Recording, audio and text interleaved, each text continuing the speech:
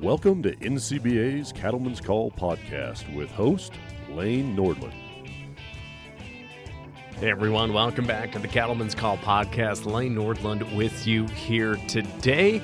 And I tell you what, we're going to have a great conversation about planning for the future. Legacy planning, protecting your family, farming and ranching operation will be the heart of our conversation. And I should mention today's conversation is sponsored by John Deere and Farm Credit. And during CattleCon 2026 in Nashville, folks came from all over the nation. So many opportunities for folks to learn about the future in the cattle business. And of course, to have a future in the cattle business, it's good to have a plan in terms of succession and planning, especially for families. We get along right now, but you never know what's going to happen when things pop up. So that's going to be our conversation here today, planning for the future. And joining us on the show here today is Shannon Ferrell. He is an agricultural law professor at Oklahoma State University. Go Pokes. That was written in my script to say as that. As well it should be. Because I'm a Montana State University guy. We don't say things like that up there. We go, and Barb Downey, of course, with the Flint Hills. From the Flint Hills of Kansas with the Downey Ranch, a guest last year on the podcast, of course, as the national winner of the Environmental Stewardship Award. Great to have you back. Thank you very much. And you did not say go Cats for this K-State grad. Well, are you a K-State grad too? No, but okay. They're our sister institution, and we are happy to be their sisters. Yes. Nicely played. But I'm a MSU Bobcat. We were actually down here about a month ago for the FCS National Championship football game against Illinois State, and we won by 1 point in overtime at the Vanderbilt Stadium. It was not outstanding at the moment. It was. It may be high stress, but the outcome was good. It was a high. I think I added 10 years onto my life. We should have had some family planning done before that. It was a very stressful game. But we're sitting down today because, and Barb, we touched on it last year too. The planning that your family went through, and then of course, do I have to call you doc? Do you have a doctorate? You have a Juris Doctorate, I assume. I will answer to anything. Okay, Juris Doctorate Ferrell. We can call you that. Please don't do that. Please. I'll answer to it. Yeah. Life's too short. You're both presenting at Cattleman's College Sessions on this very topic this week, but again, thank you for just sitting down with us here today as we continue our journey through CattleCon. Shannon, can you give us a little bit about your history and within ag and explain why law came into your life and why succession planning is important to you as well? Absolutely. So I grew up in a little wheat and cattle operation in western Oklahoma, and I had the joy of being a farm kid during the farm crisis of the 1980s, which, as I've discussed with my therapist, was more formative to my future plans than I may have realized at the time. But I went to OSU thinking that I wanted to go into maybe politics or something like that, went to ag law class and found out that that's where I really clicked. So went to law school, and I always had kind of the aspiration of working in estate planning, and it turns out that the combination of business planning and estate planning is exactly what you need in the agricultural context, and so that's just kind of how I came into that. I've been at Oklahoma State University for about 20 years now. It'll be my 19th anniversary coming up this summer. And so in my outreach efforts, it's just kind of naturally evolved that farm transition planning got to be one of my core strengths. And I've really enjoyed getting to come alongside farm families because when this goes wrong, they need help. But to make it go right, they need help. And it's really brought me a lot of joy to be part of that journey for a lot of those families. Yep. So how long have you been on faculty at OSU? So I started at OSU in the summer of 2007. I was actually in private practice for about 4 years before my wife very generously let me take a 50% pay cut to go teach at a public university. But she's great, and I married out of my league. So it's been about 20 years now. Yeah. And so do you do any law outside, or are you just a law professor? A little bit of private practice. Usually my day job keeps me pretty occupied, but I do get to help a few families in my spare time, too. Yeah, it's the family members that text you. Yeah, exactly usually. Right. Yeah. Barb, again, for our friends that maybe listened to our conversation last year, learning about the Environmental Stewardship Award and your family and your daughters, give us a quick background on that and your family's legacy there in the Flint Hills and what you're maybe a little preview of what we're going to talk about here today. Yeah, Downey Ranch was started by my father and me when I got out of K-State in 1986.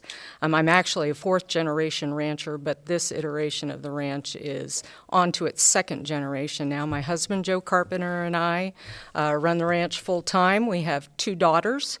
One is in vet school and recently married. They are transitioning back to the operation. That's the generation that is going to run the operation. And then a second daughter that is going to be moving back to the area in 2 years, wishes to be involved with the ranch, doesn't want to run it. So I know all of this because we have had lots of conversations around plans that do not have to be set in stone. We just catch up every year and very deliberately talk about where everyone's going. I always call this the awkward conversation that no one wants to have until a crisis seems to hit or tragedy hits, that surpasses a crisis. So has that just been natural for your family and for your daughters to have these conversations? Did they come organically? Did they come from previous experiences? And was it ever awkward? And is it still awkward? It is not awkward in this generation because those folks that know me know I'm pretty much an open book. And I think I was developed into an open book because we did not have some of those conversations in the previous generation. So I will talk very frankly about the day I die and what will happen, and if I get this or this is the plan, if Dad goes down tomorrow, that sort of thing. So they can be awkward, Shannon, but I think once you get over that initial hump, then they get so much easier and get over it and just rock on. Yep. And I guess when we look at this, Shannon, too, what are some of the biggest pitfalls that occur in this process that maybe just surprise people? So later on in Cattlemen's College, we're going to talk about a 5-step approach to the transition planning process. And step 1 is just kind of, hey, let's figure out what the pieces of your puzzle are, right? Do an inventory of your people, your assets, and your business. But then step 2 is exactly what you two have been talking about. You led into it perfectly. That's the talk, right? And you thought you had an awkward talk in your youth. No, we're gonna have an awkward talk, but it's a big and important one. And I am constantly amazed that farmers and ranchers, who are some of the bravest, hardest working, most hard charging people that I have ever met in my life, don't want to have this conversation. And you really can't have a meaningful succession without having a talk about, and we'll talk about this in Cattlemen's College, but 2 big questions. Number 1, what's your view of the future of this operation? And number 2, what's your view of your role in that future? And I think Barb's family is a fantastic example of that, because you might have someone that wants to come back and make that their full-time job. And you might have someone that says, I can't do that in a full-time capacity, but man, I sure would like to make a contribution some way and be actively involved. And you might have somebody that says, I love you guys, I love our farm, but it's just not part of my picture, but how can I still stay connected? So I really think the biggest pitfall is simply not having that talk, because not having that talk leads to not taking action. And that's, quite frankly, the worst thing you can do. Is not doing anything is the worst course of action you can choose. Yep.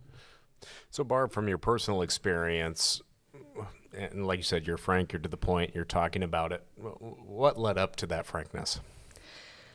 We so my father was a very good businessman, and there was a lot of estate planning. And I think, as Shannon will be the first to say, estate planning and transition planning are 2 different things.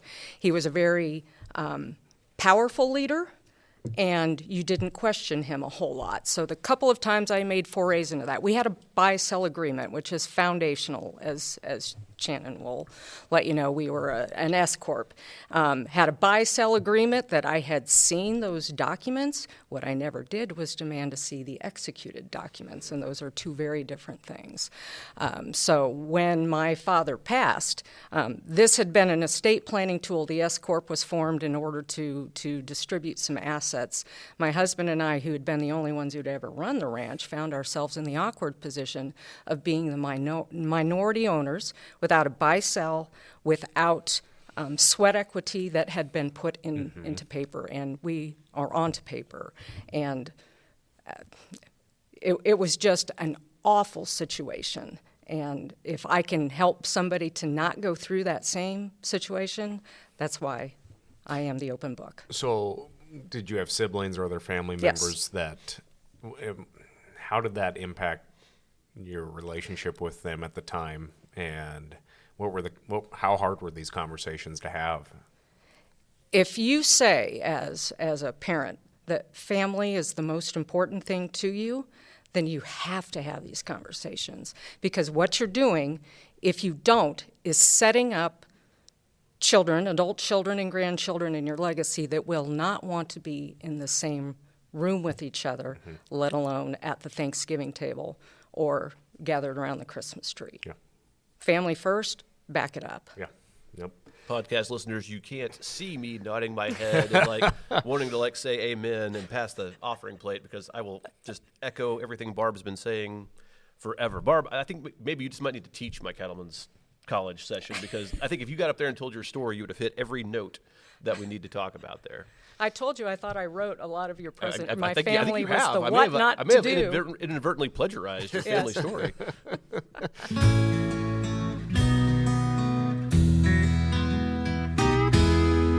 Taking a quick moment to recognize Farm Credit, the sponsor of today's podcast, because in cattle country, you learn early this isn't just a job, it's a legacy. That's why Farm Credit was created.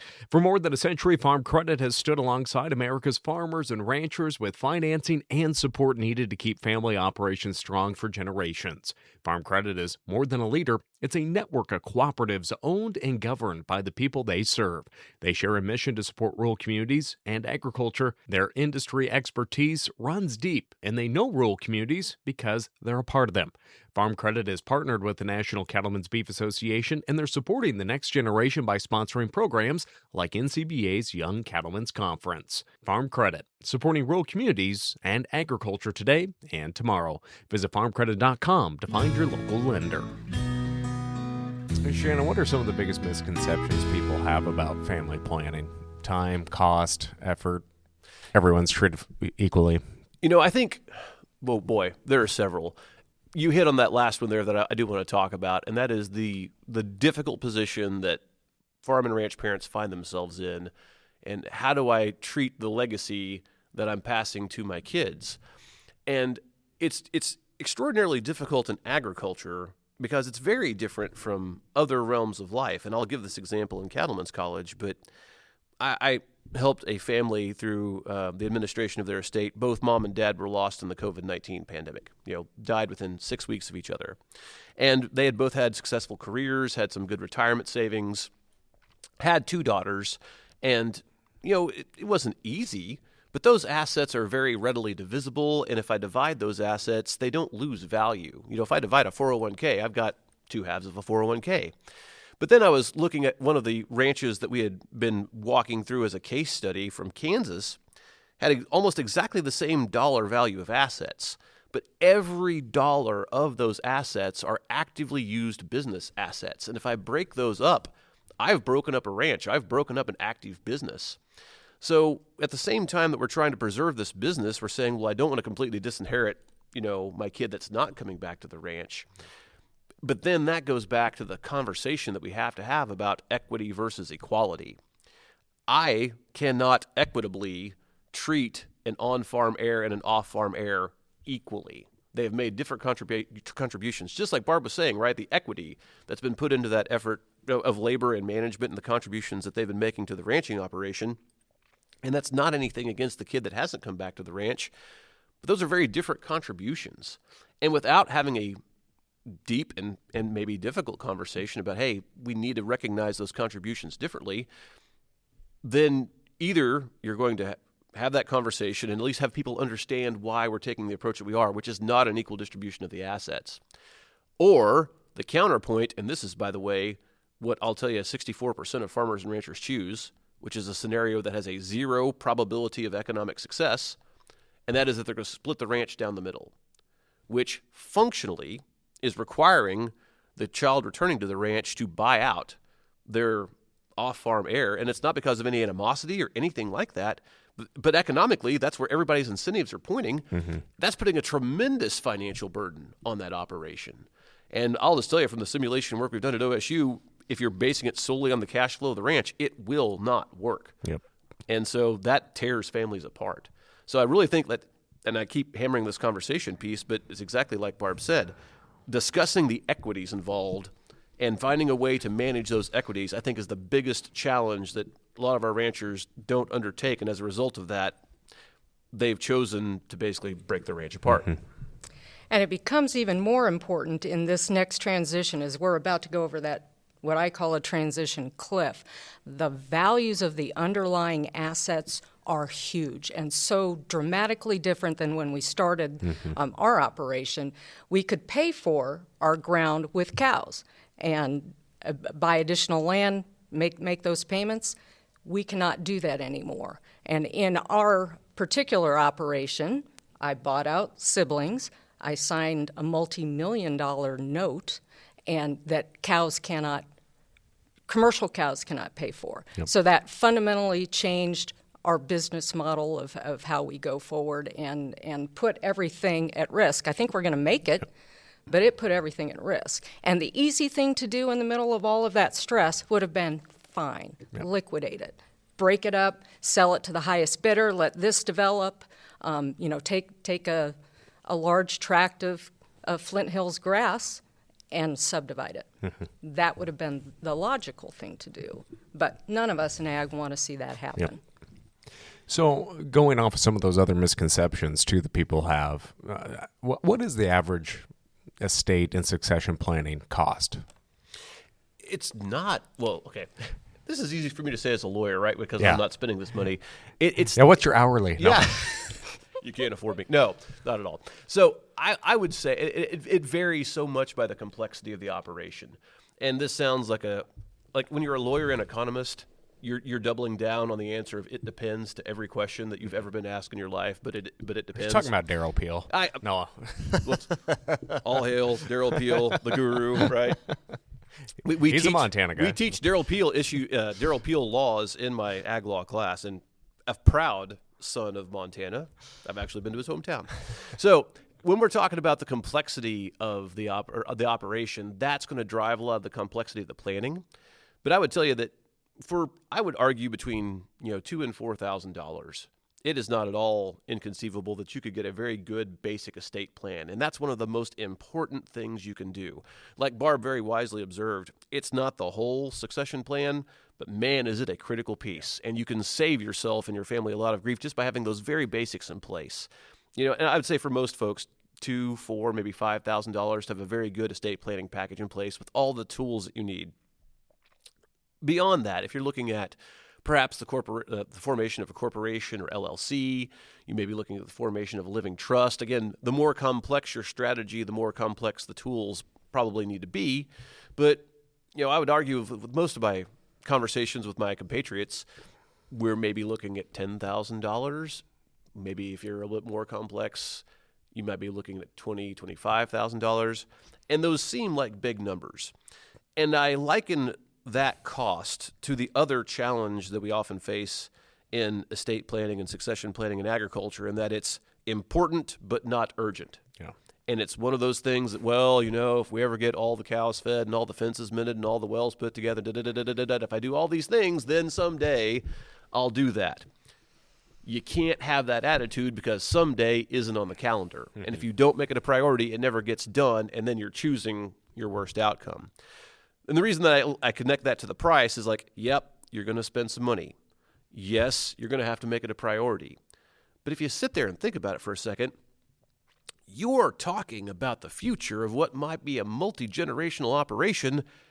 Shouldn't you spend the money and the time to do this critical thing for the survival of your ranch and the next generation? That's a cost and a time investment that you just have to make. To further reinforce that, I can tell you firsthand it's much more expensive after the fact than what we have spent since laying out the next transition. And that was going to be my point, interest rates alone on, Oh, well, the mediation fees, the back and forth between lawyers trying to work out this buy-sell agreement and the terms of our deal, we spent we spent way over $20,000 when all was said and done if you brought in all the sides. In this realm, man, does the old adage, an ounce of prevention is worth a pound of cure, ring loud.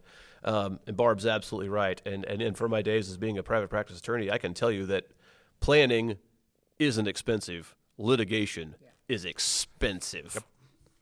So obviously, we covered the succession versus estate planning aspect of things too briefly.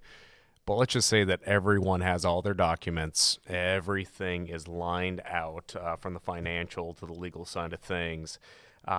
So let's just set that as the scenario here. What tips do you have for that incoming generation to start these conversations? What questions do you want your daughters asking? What questions do you want your Cattlemen's College participants, the first things that they should be thinking about when all this is starting to plan out? I'll start, and this comes from my perspective of being a professor, because I love getting to interact with the students. I mean, they are passionate, they're eager to learn, and they're thinking about the future.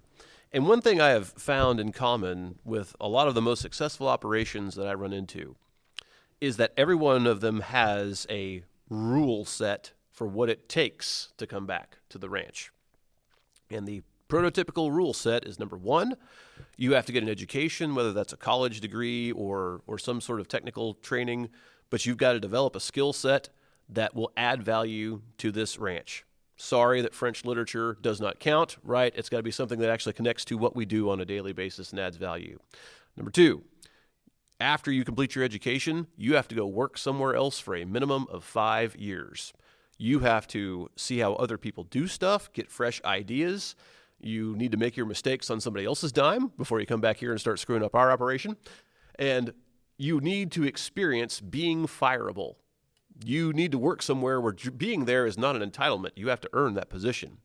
And then the final step is that when those 5 years are up and you've decided, you know what, I do still want to come back here, then you have to provide a business plan for how you come back. This ranch is not going to miraculously become more profitable overnight to support your salary when you come back. So give us a business plan for how this operation will change or grow to accommodate the skill set that you're bringing back and what role you're going to play there. And I think for that incoming generation, that experience just adds so much value, if for no other reason than you've seen a different perspective and now understand, like, oh, this isn't an entitlement. This is an opportunity, and I've got an in because I share some DNA with the boss, but it's not something I just get to have by virtue of being here. And having that requirement isn't just good for the kids that are coming back to the ranch, it's good for the kids that aren't. Because when they see what ranch kid has to do to come back, they're like, oh, this isn't an entitlement. This is a business that I have some connection to, but if I want to be a part of it and if I want to get an economic return from it, I've got to add value to it. Today in America's farm country, something extraordinary is on the hunt.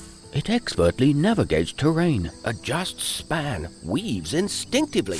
Windrows vanish with precision. But this is no animal. It's the John Deere 1 Series round baler. Magnificent. We've been spotted by the herd. They're content, thriving, well fed. John Deere 1 Series round balers, because every bale matters. Talk to your local John Deere dealer. So, what are the questions, again, starting that conversation with that next generation, what should they be asking? Whether they're in their 20s, coming back from these different work experiences, maybe they're in their 40s, and they've had a different career, but it's time that their parents are saying, hey, we are going to start to retire. What are the questions? Sorry, my stomach is grumbling here. The mic probably picked it up. What are the key questions they should start asking of that generation before them to help start this conversation? Well, and Barb, you've had those conversations. I'll let you go first. So whenever a group comes out and I ask folks, kids, young folks, are you planning on heading back? Yes. Have you asked your parents to lay out everything in front of you, all the financials, what the plans are, and all of that? And you just see this look of terror, which I would have originated when I was in my 20s, 30s, and on into my 40s. If you cannot ask that of your parents, and if you as parents or that leading generation are unwilling to lay all of that out, then neither side of the equation is ready to go home. And at that point, you have to be prepared to walk away. And sometimes my generation needs to see you walk away to that 5 years before you realize what's at stake and what you're asking your kids, to do. So that, to me, is the foundation. Lay it all out. And then as parents, it is tough to see our sacred cows, no pun intended, trampled on or put to the side, and the next generation has maybe a different plan or vision for your operation. Yeah. And you just gotta kind of get over that. And I would say, if you can kind of be hurt a little bit about what wants to change, but still take that as the future, I think that actually makes the next generation more comfortable coming home, because they see an operation that is changeable, that is not set in stone, that is something that they can adapt to what they want to do, and I think that's actually very encouraging to the next generation. I will say amen and amen yet again to what Barb said there. We've been passing the collection plate back exactly, and forth. Yeah. But the transparency piece that Barb mentioned there is so vital.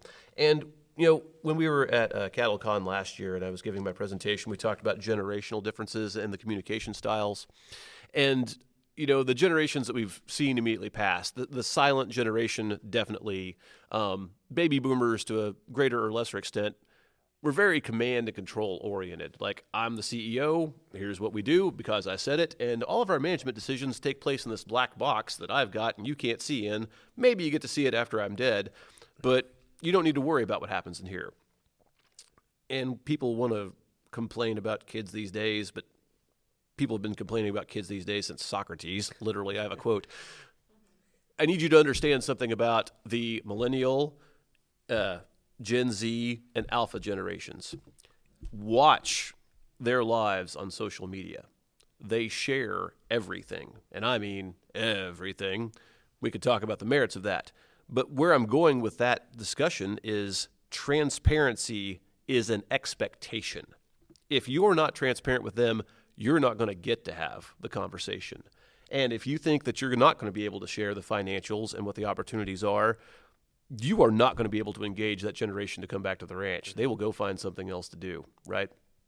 So that transparency isn't just, it's never really been an option. It's definitely not an option now. You're going to have that. But the other thing I want to point out about that conversation of coming back to the ranch, that retiring, and I don't even want to use the R word, but that current senior generation needs to understand is what we do in agriculture. In agriculture, we have a management, our career ladder is a lot like this. Welcome to the company. You're going to come in as a janitor on a track to be the CEO. You will not receive any training or additional responsibility. You will be the janitor until the CEO dies, and at that moment, you will instantly become the CEO.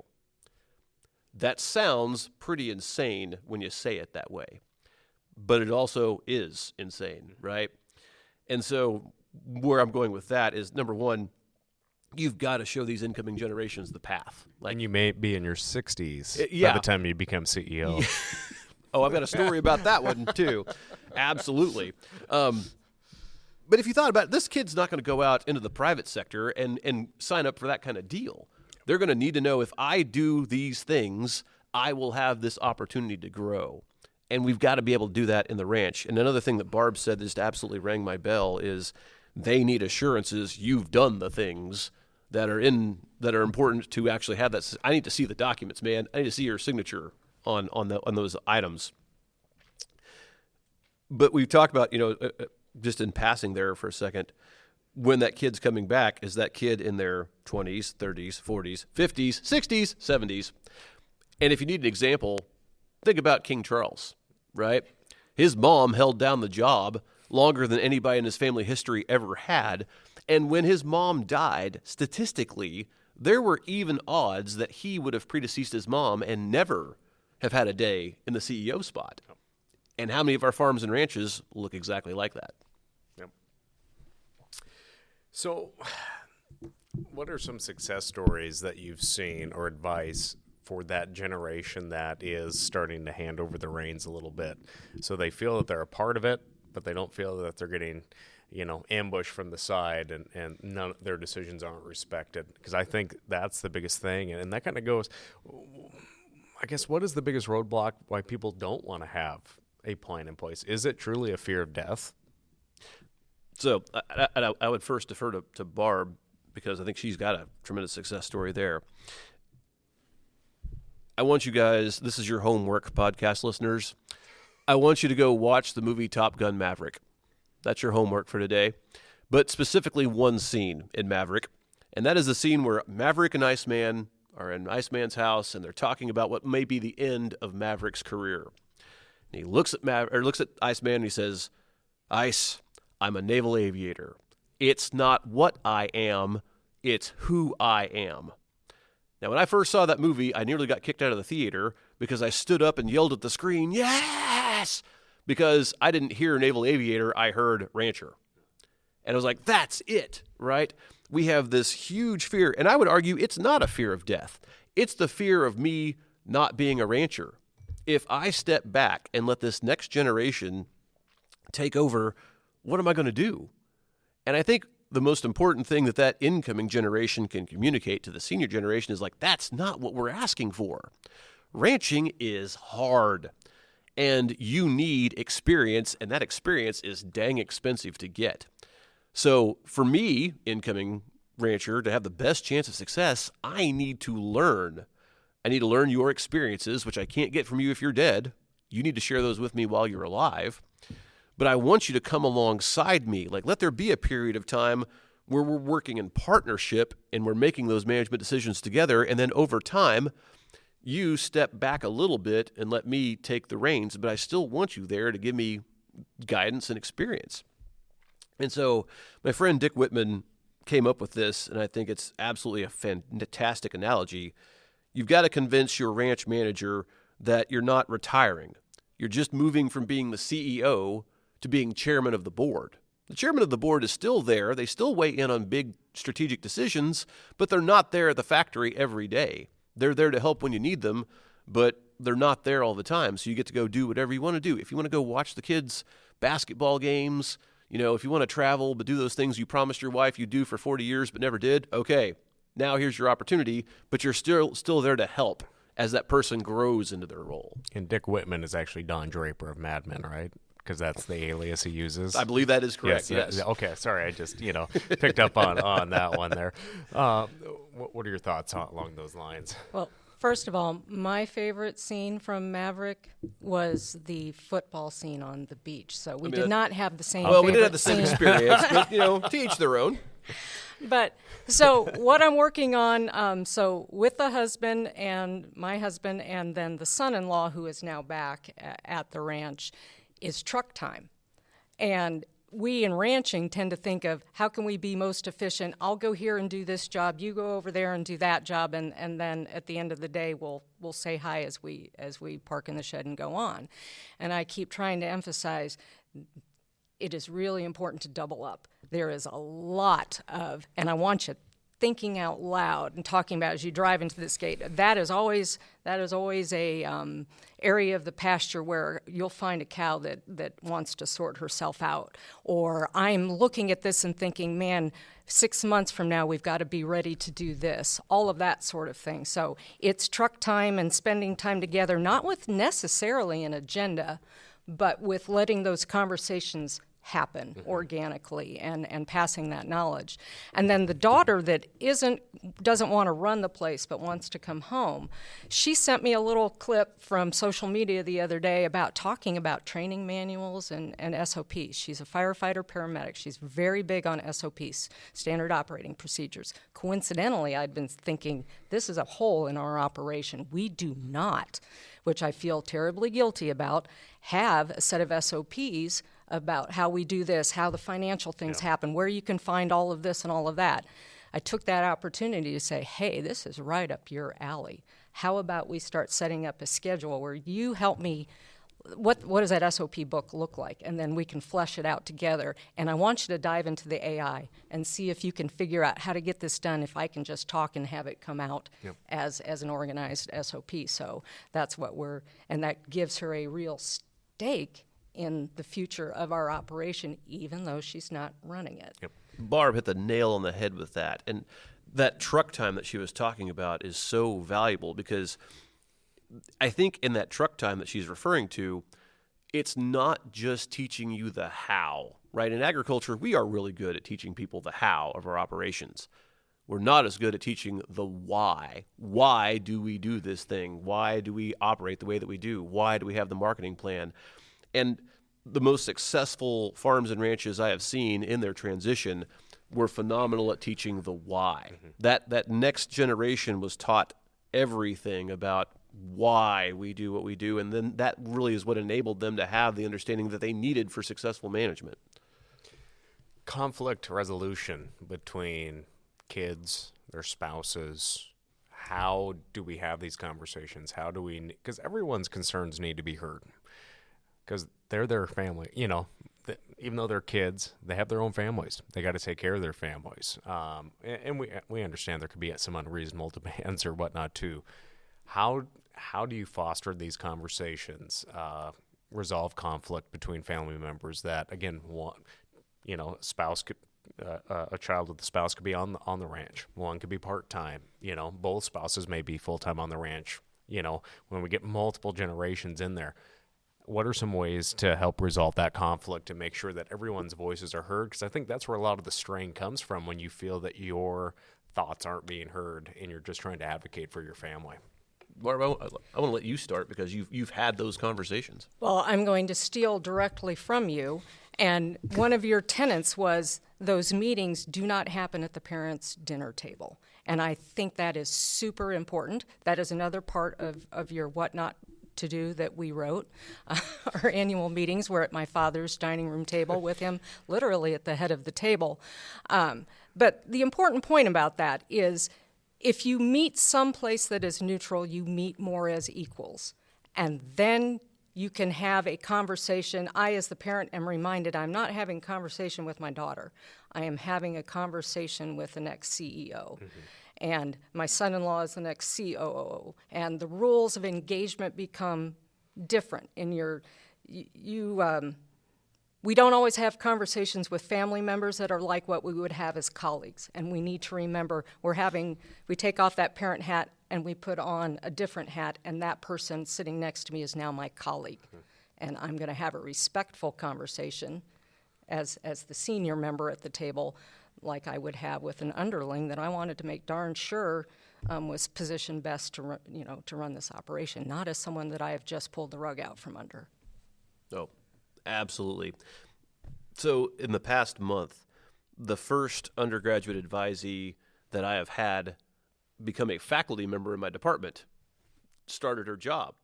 So now I have someone who I was their undergraduate advisor. They're now my colleague. As human beings, first impressions are so important, and you kind of have the people in your life stuck in the position where you first met them. I have to remind myself, that's not Mackenzie across the hall. That's Dr. Boyce. She is now your colleague, man. And that's hard as a parent. I'm a parent, and I know that one day my kid will, hopefully be a colleague with me, but that's going to change our roles, right? So I think Barb, again, just absolutely nailed that one. That's the critical thing, is to look at those folks as your colleagues and the future managers of your business. It's vital to have that perspective change, but I get that's difficult. I think the other roadblock that we face in our communications is negative interpretation. And it's simply that, this person wants a piece of the action. They want something for nothing, right? And we haven't gone through the steps in the conversation of helping yourself understand, how did that person come to the perspective that they have? We kind of forget the fact that oftentimes these are our family members. Like, you might accidentally love this person, so maybe start with that and really try to understand how they've arrived at their position. I'll give the example of myself.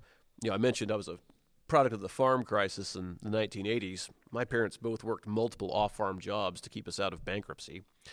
And one day my dad came back from a very challenging job.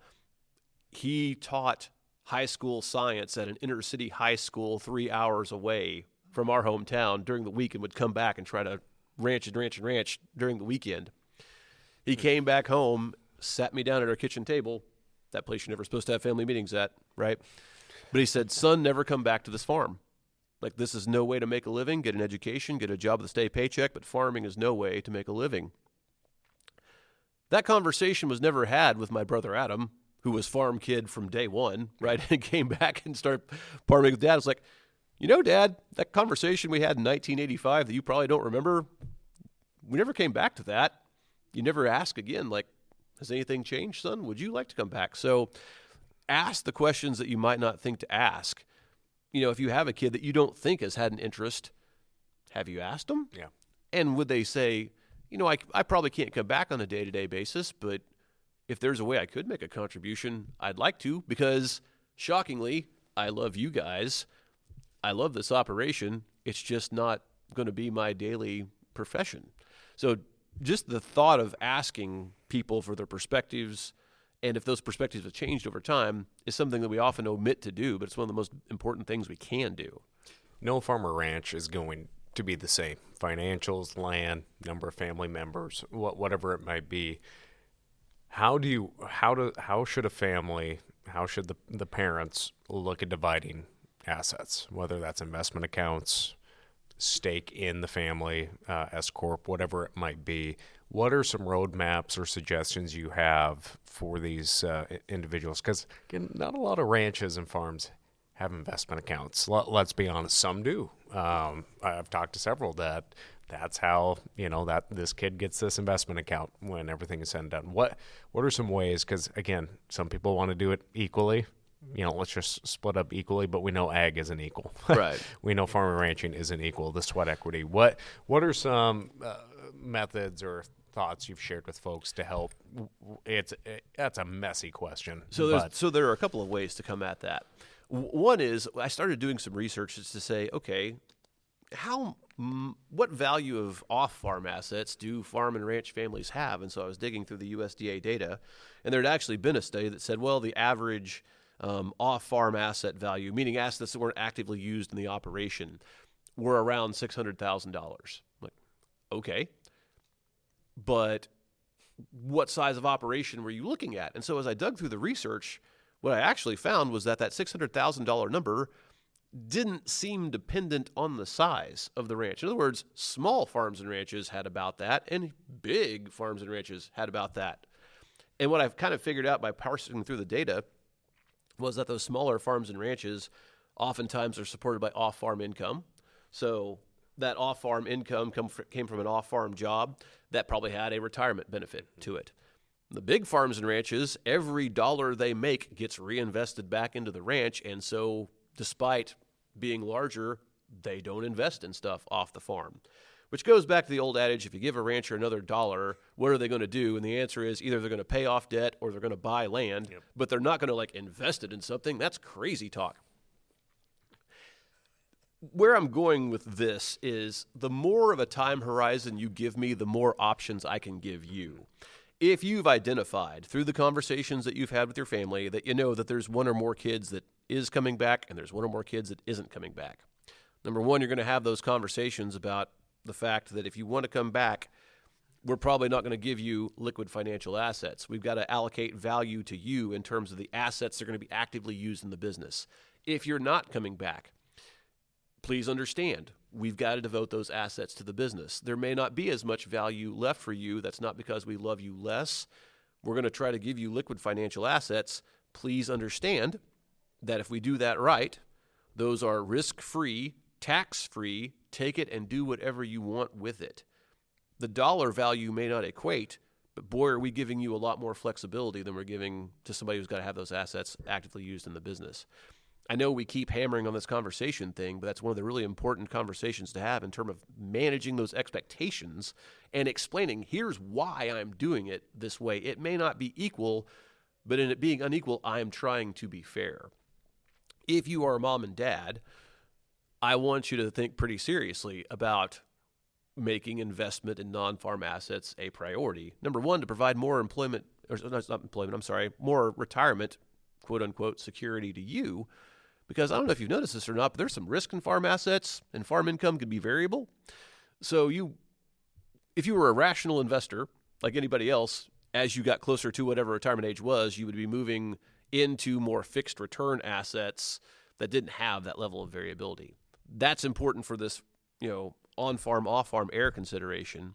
But the other thing I would tell you to think about too is if that's not an option for you, I do want you to think perhaps about a life insurance policy that would provide some liquidity for that off-farm heir or heirs to say, okay, we can't give you ranch assets because those have to stay with the business, but we're trying to build some value for you.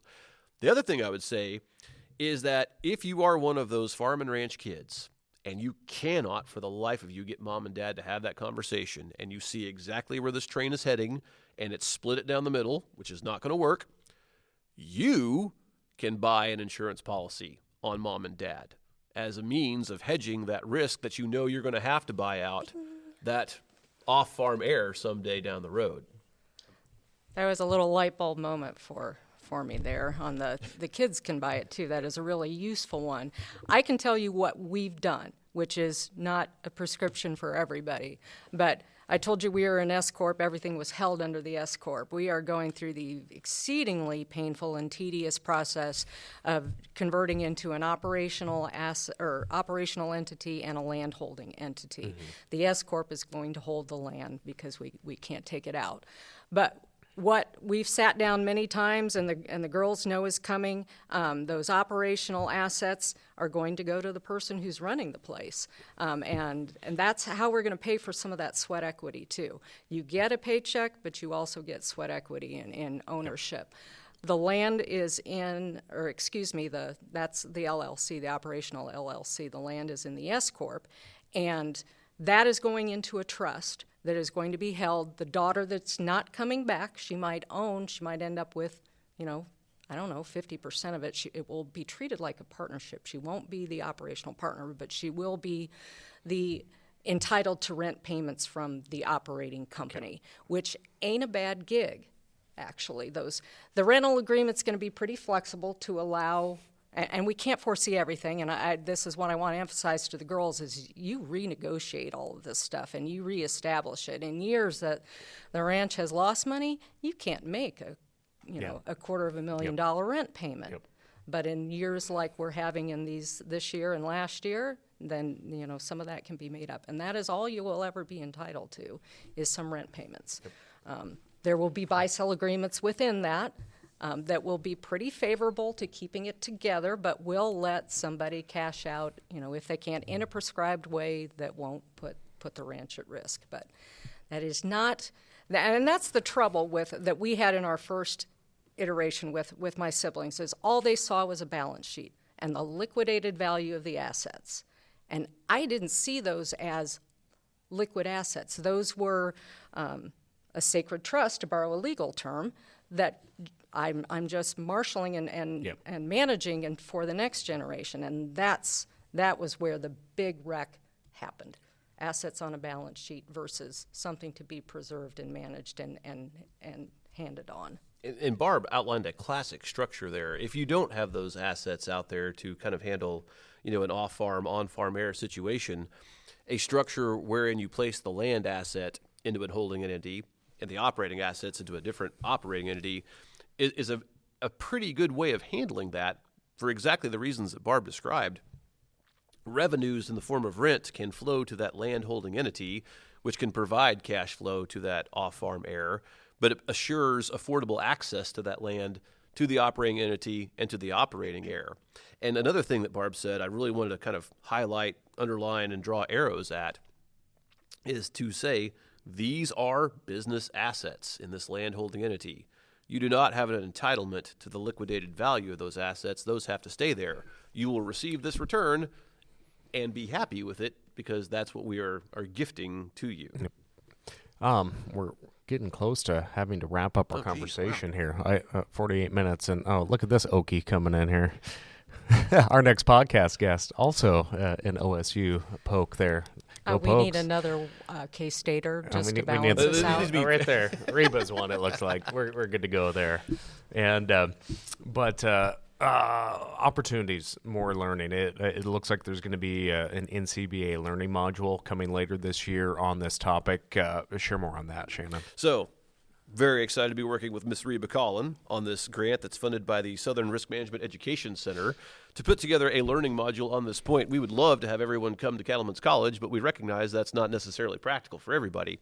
So what we're going to be doing in association with our partners is putting together a workbook, which we will kind of show you version 1.0 of that workbook in Cattlemen's College here at CattleCon, that this kind of walks you through a lot of the topics we've talked about today.